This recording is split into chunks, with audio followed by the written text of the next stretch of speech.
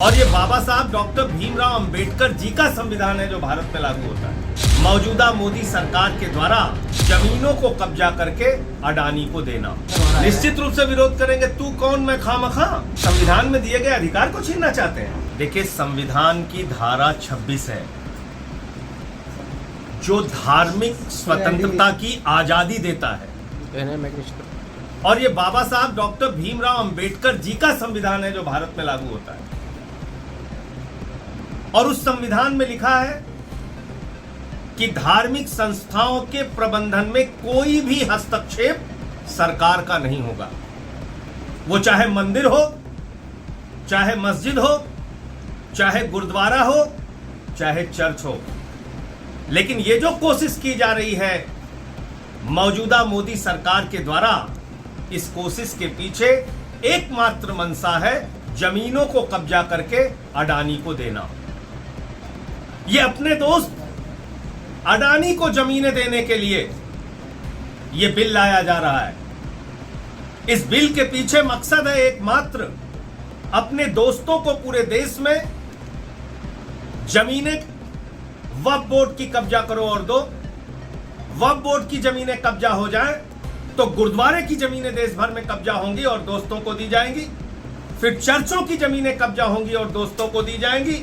फिर मंदिरों की जमीनें कब्जा होंगी और दोस्तों को दी जाएंगी। और ये बात मैं पूरे प्रमाण के साथ कह रहा हूं। रेल की जमीन अपने दोस्तों को दी, सेल की जमीन अपने दोस्तों को दी, भारतीय सेना की 13,000 एकड़ जमीन अयोध्या में अपने दोस्त अडानी को दी। 3 काला कानून किसानों के खिलाफ लेके आए थे, उसमें भी मंशा थी। प्रधानमंत्री जी अपने दोस्तों को जमीनें देना चाहते थे। वो बिल किसानों और हम लोगों के विरोध की वजह से रोका गया, वरना आज देश भर के किसानों की जमीनों पे कब्जा हो जाता। दलितों की जमीनें कब्जा करके दोस्तों को देना है, आदिवासियों की जमीनें कब्जा करके दोस्तों को देना है। तो ये बिल गैर संवैधानिक है, संविधान की धारा 26 के विरुद्ध है, और कोई भी बिल संविधान के विरुद्ध नहीं आ सकता। विरोध करेंगे आप इसका? माफी, निश्चित रूप से विरोध करेंगे। अच्छा, एक विषय सर हो रहा है, निश्चित रूप से विरोध करेंगे। तू कौन मैं खामखा, भाई जिसमें सरकार के हस्तक्षेप का कोई मतलब नहीं है।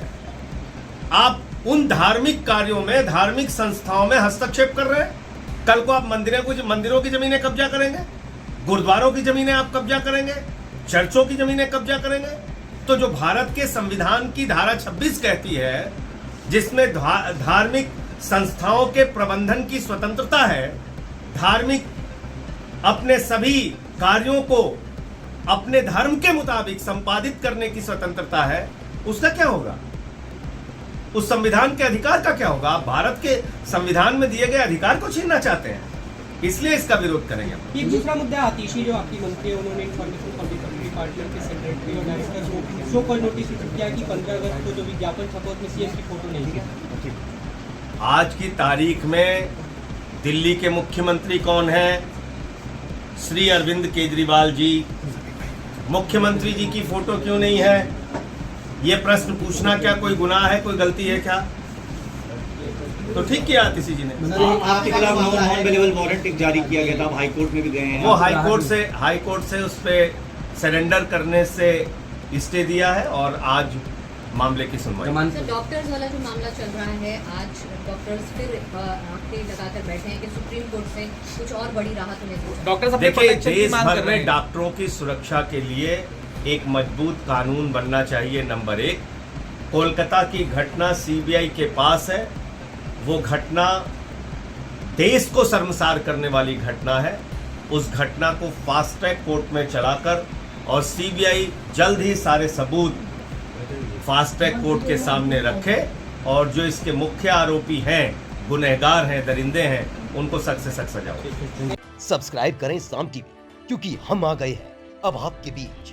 दिखाएंगे सत्ता के वादों और अपराधियों के एक एक कारनामे की हकीकत। और हाँ, अगर आपके पास भी हो कोई ऐसी खबर तो कमेंट करके हमें बताएं, क्योंकि बिना डर और दबाव के हम दिखाते हैं हर एक खबर डंके की चोट पर।